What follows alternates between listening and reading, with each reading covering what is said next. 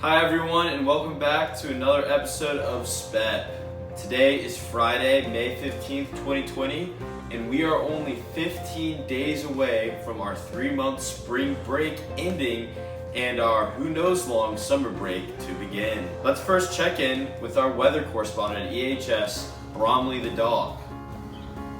This is Bromley. Bromley wants to give you the weather for Alexandria, Virginia today. Temperatures are currently in the 40s, and it's overcast and a little windy. So unless you're Mark Mills, it's probably not weather you should be wearing shorts in. Bromley always thinks it's important to make clothing decisions that are appropriate for the weather. Be like Bromley. Thank you, Bromley. As some of you know, Clay Saylor has been named our newest head monitor for the year 2021. And I thought that I would take a friend of mine to congratulate him in person. Hey, here we are with the new head monitor, Clay Saylor. What's up, boy? Yeah, Clay. Yeah. What are you most excited for next year? I would have to say most of all, I'm just excited to get back on campus because I know we've all been away for a really long time, and I'm really missing the Episcopal community, seeing people in the hall, seeing people in the dining hall. So I'm just excited for that. Eli, if you had to, let's say you were given the opportunity to travel back into the past and tell yourself advice a year ago, what would it be? Oh, this is a good one. This is a good one. Honestly, so first, what I'd tell myself if I could travel back, I'd tell myself to, not stress as much when it came to public speaking, especially when it came to community meetings. Like community meetings, whenever I ended that class and I had 5 minutes to get to community meeting and get ready for it, in my head I was like, oh my God, I need to speak in front of people. I need to do this. I need to do that. If I could go back and tell myself to relax, take a deep breath in, deep breath out, um, and just relax and believe in myself. Because when I got up there and I started talking, I was good, I was confident. But beforehand, I was like, oh my God, I'm stressing. Oh my goodness. For community meetings, for if I had a speech or if I had to introduce a speaker, anything that I had to do where it had me talking in front of the whole community, I'd go back and tell myself to relax, take a couple deep breaths, and just be confident. Clay, your head monitor. Everyone's clapping in the chapel, everyone's going crazy, and you get up on the podium. What do you say? First, I would like to thank Eli for being such a great example and exemplifying exactly what it means to be a leader of the community. And then I would like to thank the entire community for just being a great support system for each other and everyone there. And then last but not least, I would just say I'm excited and I'm honored to have this position, and I hope that I do well in it. You're gonna kill it, man. You're definitely gonna kill it. Thanks, You Eli. do awesome. I look forward to seeing what you do. Thank you, Sal. All right, boys. Thanks for hopping on this with me. I'll see y'all later. All right. All right. Bye. Peace. Thank you, Eli, and congratulations, Clay. I wish you the best of luck next year. Next, I want to get to an interview that was very special with Dina Clay, who was in the class of 2006. Dina is a current nurse at the Mount Sinai Hospital in New York City and has been on the front lines of fighting the coronavirus. We had a really great conversation about memories from Episcopal and also what her and other nurses and doctors had to go through every single day during the height of this pandemic, the beginning of March to mid-April. The least we can do as fellow members of the EHS community is listen to Dina's story and show her our support.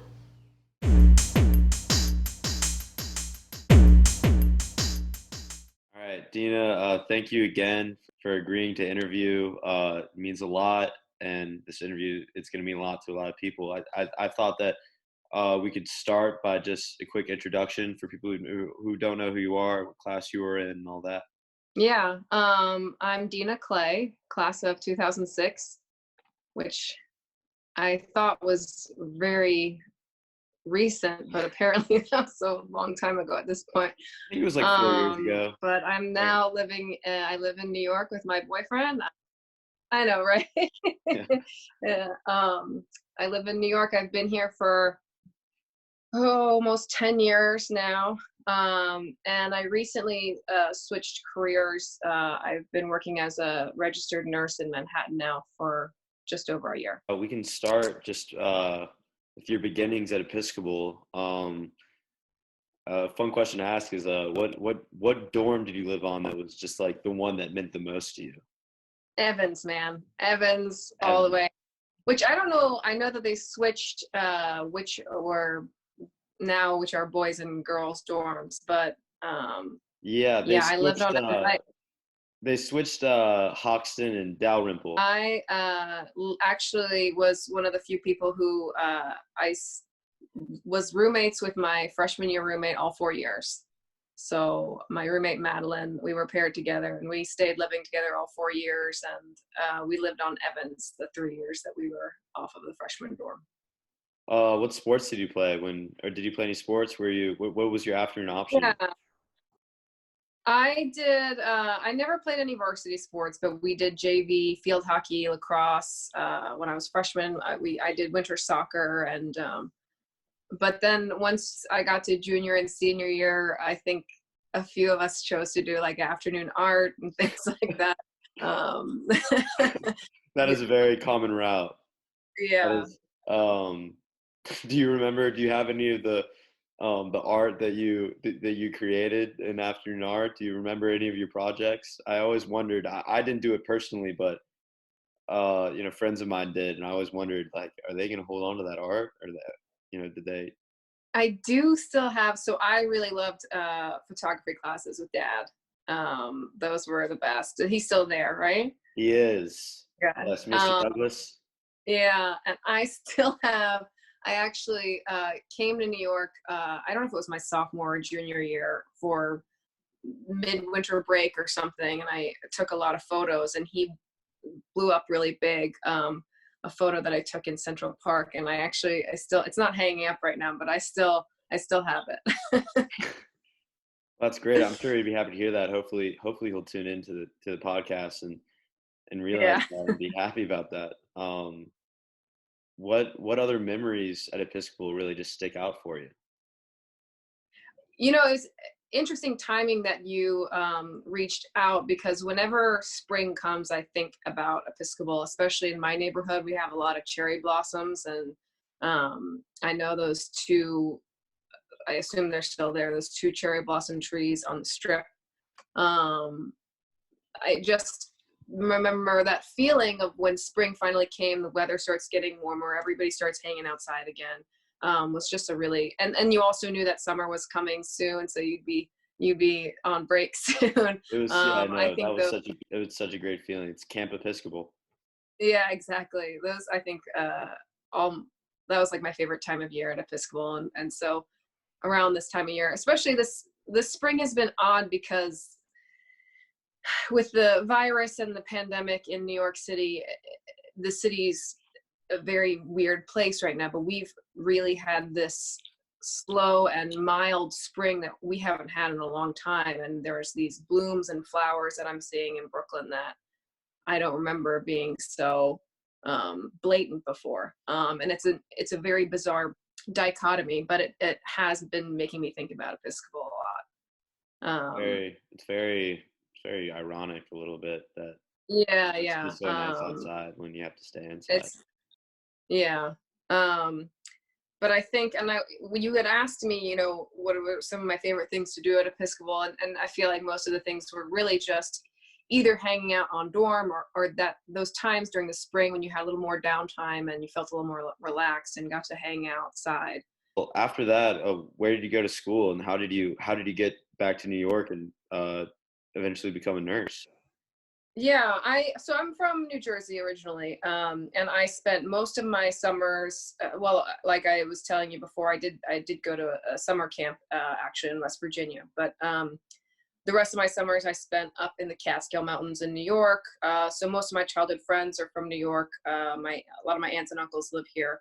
So coming back here after college felt pretty natural. I did go to College of Charleston, actually. There you go. Yeah. I'm in Charleston right now, so not far away. So I went there, and it was difficult to leave. I stayed an extra year working in food and bev there, and it's such a nice town. But I knew, I was like, I need to move somewhere that's gonna light a fire under me a little more. So I came back up here, And I'm actually surprised at how long I've stayed, because I think most people who live here have a love-hate relationship with the city. It's very, very difficult place to live, but there's something about it that you get attached to it. So when I first moved here, I was working I started off in advertising and worked my way through product owner and web development a little bit. And nothing really struck a chord with me. I tried web producing, things like that, but I had a tough time connecting with the work I was doing. And the one thing that sort of connected through all my jobs was that I really had a good experience with my coworkers. And it was actually after my grandfather passed away. My grandfather was a doctor, and I was sort of looking back on his life, and I was like, well, that seems like it was a pretty good, career and good life work balance, good. So I started doing some volunteer work at hospitals, and that really fit with me. So I decided to go back to nursing school. I did an accelerated program, which was a lot, but in 15 months, I ended up with my nursing degree, and now work in Manhattan. That's great. And how's everything been right now during this pandemic? Like when did things really start to seem like it's going to be such an uphill battle, and how are things now? I think in the first week of March, first and second week of March is when things started getting bad, especially because we were having younger patients get sick, younger patients who didn't have as many comorbidities or health issues or things like that. And that's when I started getting a little freaked out. And it just got, basically from the beginning of March through mid to late April was pretty bad. I am lucky in that I work on a specialty unit. I work on a transplant unit. So my unit was, I work in a main hospital up on the Upper East Side. I work at Mount Sinai. It's a big campus. And so at a certain point, I think my entire hospital must have been COVID, just about, because we were one of the last units to have to essentially evacuate our transplant unit patients to another part of the hospital and start taking COVID patients. So I'm lucky in that it was just a few weeks that my unit had to be all COVID unit before we transitioned back to transplant, because it did feel, I was glad when we transitioned, because part of me felt like, I don't feel like I'm doing enough. I feel like I should be part of this a little more. But after a few weeks, it started to feel like we had been doing this for months. It really takes a toll on you in a way that my transplant patients are very sick, and it's a very sick population, but this is a whole different ball game.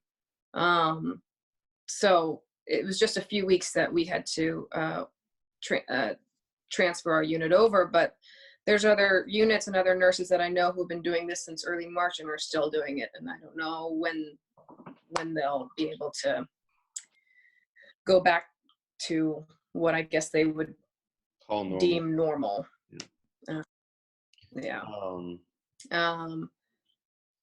Have any of these developments that you're hearing about on the news, like remdesivir, any of these pharmaceuticals that are getting approved by the FDA to help, and the amount of ventilators and facilities that eventually came to you guys, did you feel that impact, or was it really just the amount of people getting sick just kind of outweighed that feeling that there was help? Yeah, I think I felt very, very overwhelmed. And I think that was a unanimous feeling with nurses, just because with this patient population, there's very little that you can do. You just have to hope, the only thing that was truly proven to help patients was proning them, putting them in a prone position was shown to really decrease the chances of them needing it to be put on a ventilator.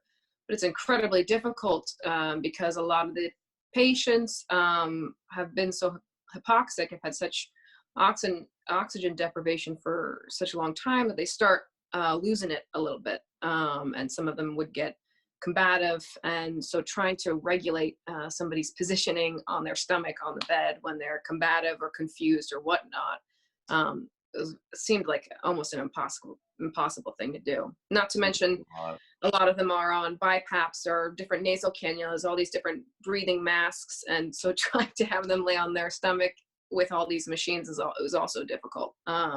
I work on a med surge type of floor. I don't work in an ICU. I think the nurses that work in the ICU have a much more harrowing experience. When you get home, do you watch the news and does it compare? Does it match up? Does it seem like what they're saying is lining up to the situation? Yeah, I think I to be perfectly honest, especially when I was in it, I couldn't watch the news because it was too much, because you're living it and you're there. And so by the time I got home, I was like, I don't want to hear about this. I've been doing this all day. But honestly, it just I've never been in a situation where it just really feels like a waiting game, where either your patient is going to get better or they're not, and you just sort of have to wait and hope and do everything you can to hope that their body is strong enough, essentially. It's going to be completely understandable if you don't really have an answer to this question, because there's no way that anybody could help you anticipate for a pandemic like this. And if it could, then nursing school would be a lot better help than Episcopal. But I'm just wondering, is there any lesson that you learned in high school that you ever, or anything that you've thought about since all of this started that you could take comfort in or think about when all of this was happening that Episcopal community could relate to? I think one of the main lessons that I gleaned from Episcopal, at least, was, I started there as a freshman, and basically adapting. You're 14 years old, you're going away to boarding school, your parents drop you off, and you don't know anybody, nobody knows you. It's a pretty uncomfortable situation, especially for a 14-year-old kid. And I also think that the standards that Episcopal holds for their students is very high. So I think that those two things, to try to hold myself to accountable, really, to a specific standard, and also to try to know how to adapt to uncomfortable situations. That's sort of the nature of going to a boarding school when you're that young. I also just am very lucky. I think, I don't know if everybody has this experience, and I'm certainly looking back on the situation with rose-colored glasses, I'm sure, but I feel like the class of 2006 was an exceptional class. I feel like the friendships that I've made there, even with people that I don't communicate with every day, there's still a pretty strong bond there. And I had so many friends reach out to me, and flowers show up at my door, and gifts show up at my door from my Episcopal friends. And so I just feel like that community, having that community, because that's sort of a bond that is difficult to break, right? When you show up when you're 14 years old and you have to live on a dorm with 30 other girls, you have to share bathrooms, you have to learn how to play a sport together. Like, I feel like together. Yeah, the situation just creates a bond that I am very thankful for. Very thankful for my friends that I made at Episcopal, because they've been really supportive of me during this time. Dina, thank you for everything. I mean, you're welcome. Really, I mean, just what we're hearing about in the news and what we're reading about. I mean, you're in there, and I really haven't had an opportunity. I don't have any friends who are nurses or doctors in New York. I mean, I guess we're friends now, but I but I haven't really had an opportunity to really say thank you to anybody. So thank you. I mean, we all appreciate it, and we're all rooting for you. Everybody in the Episcopal community, even the class of 2020, we're definitely thinking about you, and we hope that this is over soon, and that we can get back to Yeah, some normalcy in our routines. And I appreciate that. Yeah, I hope that's true, and I feel for your class having to do senior seminar or Maymester, whatever you call it now, from home. And I don't know what your graduation is going to look like, but I feel for you guys, and I hope that you're able to have some camaraderie somehow. yeah, we're hopeful. We're hopeful that we can. We actually got an email the other day that we're getting a graduation apparently at Episcopal, but it's only going to be immediate family on August 8th. The last thing I want to ask you is there anything that, for the people who are watching, it's probably going to be people who go to Episcopal or who've been to Episcopal. What do you want to say to that community right now? Stay safe right now, but also I think it's not a clear path. I especially learned that I had to go back to school to find the career that was right for me. But I feel like things are gonna be confusing. Path is not gonna be clear. But just know you'll be able to figure it out, and it'll be all right. That's great advice. All right, well, stay safe and keep working hard. You too. All right. Goodbye. Bye. All right, that's all the time that we have for today. Thank you for watching, and tune in next time. God bless the high school.